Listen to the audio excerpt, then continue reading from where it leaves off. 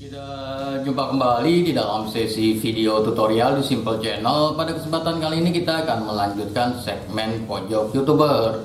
Di dalam segmen pojok YouTuber kali ini kita masih akan kembali membahas tentang monetisasi YouTube, di mana pembahasan di dalam video ini berasal dari pertanyaan salah satu subscriber di Simple Channel yang menanyakan apakah ada cara untuk mensiasati dan juga untuk mengatasi konten yang digunakan ulang.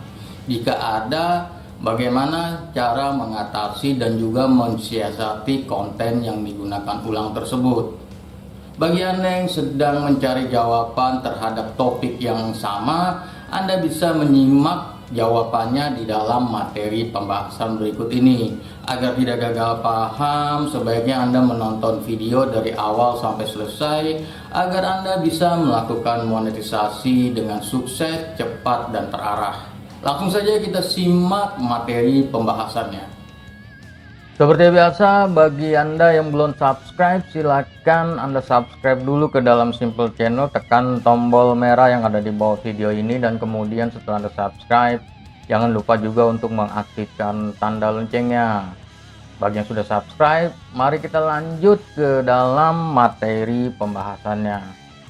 Dimana ini adalah pertanyaan dari subscriber, dimana Mr. Tangli menanyakan hal-hal terkait dengan monetisasi. Ada 3 pertanyaan yang dia sampaikan di dalam kolom komentar di salah satu video yang ada di Simple Channel ini. Saya sudah jawab pertanyaan tersebut secara singkat ya.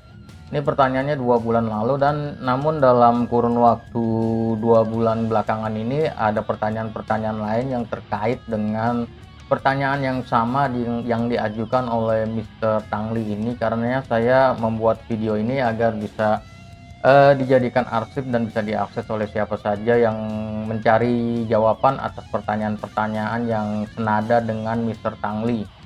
Oke, demikian pertanyaan dari Mr. Tangli. Kakak YouTuber, mohon bimbingan dan share pengalamannya. A. Apakah konten berulang jika disiasati dengan setting pribadi maupun tidak publik bisa lolos monetisasi? B. Jika konten berulang sudah saya edit dengan informasi edukatif, apakah masih dikatakan konten berulang, Kak? C. Jika video yang kena konten berulang, jika dihapus, apakah mengurangi jumlah jam tayang, Kak? Thanks. Ya, itu adalah pertanyaan dari Mr. Tangli ini terkait dengan konten berulang. Sepertinya dia gagal monetisasi karena konten yang digunakan ulang. Oke, kita akan bahas satu-satu pertanyaannya, dan berikut ini adalah jawaban pertama, video privat dan monetisasi.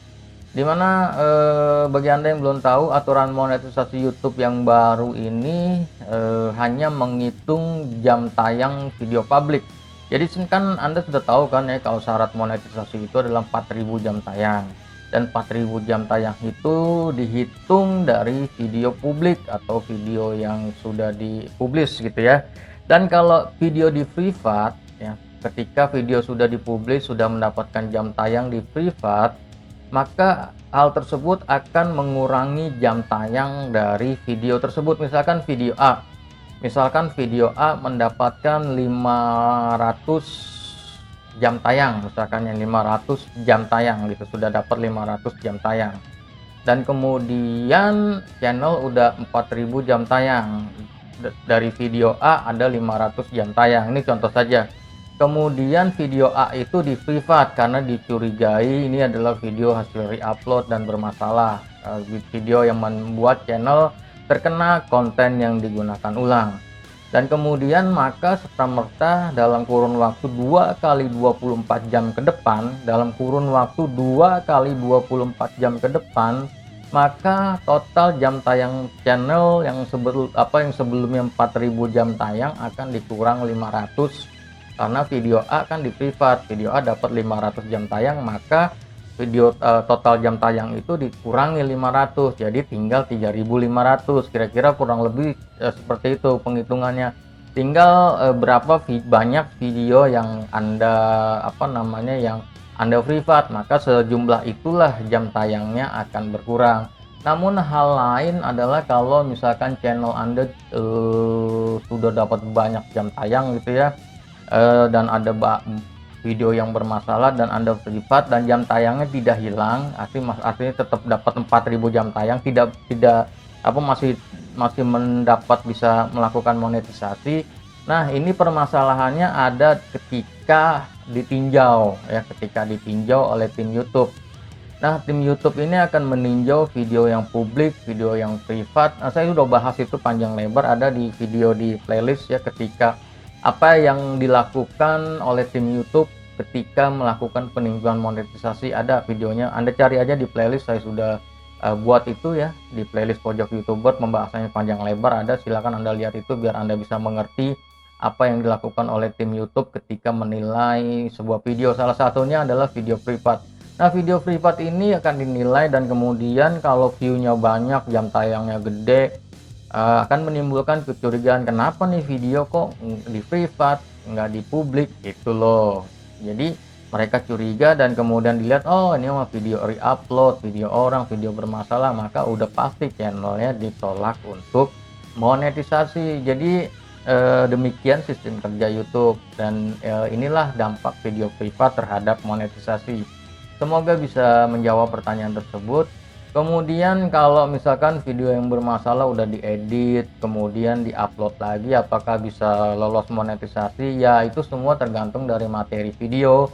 Jika menggunakan footage atau video atau klip-klip milik orang yang ada di YouTube ataupun di mana tahu gitu, meskipun sudah dikasih narasi dan lain sebagainya, tetap aja beresiko. Kalau saran saya sih untuk video-video yang belum monetisasi, gunakan footage original yang bikin sendiri, yang syuting sendiri, atau Anda kuasai penggunaan fair use jika mau pakai video orang. Saya di dalam video-video tutorial editing video saya menggunakan footage free footage ya, footage gratis atau video gratis dari banyak penyelenggara. Anda bisa cari di Google free footage, itu ada free footage, saya pakai itu dan untuk melakukan editing video. Dan kemudian saya menggunakan sistem fair use juga gitu. Jadi ada apa namanya, narasinya lebih panjang dari footage yang dipakai dan memiliki nilai lebih, nilai yang baru, nilai pendidikan yang baru, yaitu jadi tutorial editing video, kira-kira kurang lebih seperti itu. Atau kalau misalkan mau cari amannya ya, kalau masih Anda mau main pakai fair use, pakai footage milik orang, Anda cari video Creative Commons. Namun kalau saran saya sih yang paling aman adalah menggunakan video public domain. Video public domain ini saya akan bahas di dalam video-video berikutnya ya. Nanti akan saya coba kupas tentang video public domain. Namun sementara ini Anda bisa cari di Google tentang video public domain ini, banyak sekali informasi dan video-video public domain itu bisa digunakan oleh siapa saja untuk berbagai kebutuhan karena sudah tidak ada copyrightnya dan bisa digunakan. Yang terpenting adalah Anda tetap kuasai permainan fair use-nya. Anda tetap kuasai permainan fair use-nya. Videonya dikasih narasi, kemudian dikasih nilai baru di dalam video tersebut. Jadi tidak hanya menampilkan video begitu aja. Kalau nampilin begitu aja udah pasti akan gagal monetisasi. Oke, kemudian apakah penghapusan video akan berdampak pada jam tayang? Iya, akan berdampak. Baik video yang di privat atau video yang dihapus akan memiliki dampak, yaitu pengurangan jam tayang yang sudah saya jelaskan di dalam video privat di atas sebelumnya. Jadi kalau misalkan Anda punya konten yang bermasalah, punya video yang bermasalah dan kemudian video tersebut Anda identifikasi sebagai video penyebab gagal monetisasi, maka satu-satunya solusi adalah penghapusan video. Untuk memprivat video itu bukan solusi. Privat video itu malah bikin masalah baru. Jadi dan antara di privat dan dihapus punya dampak yang sama, yaitu jam tayangnya hilang. Namun kalau dihapus kan clean, channelnya clean gitu, channelnya bersih. Tapi kalau di privat videonya masih ada di dalam channel dan itu bikin masalah. Nanti ketika peninjauan akan bermasalah seperti sudah saya jelaskan sebelumnya.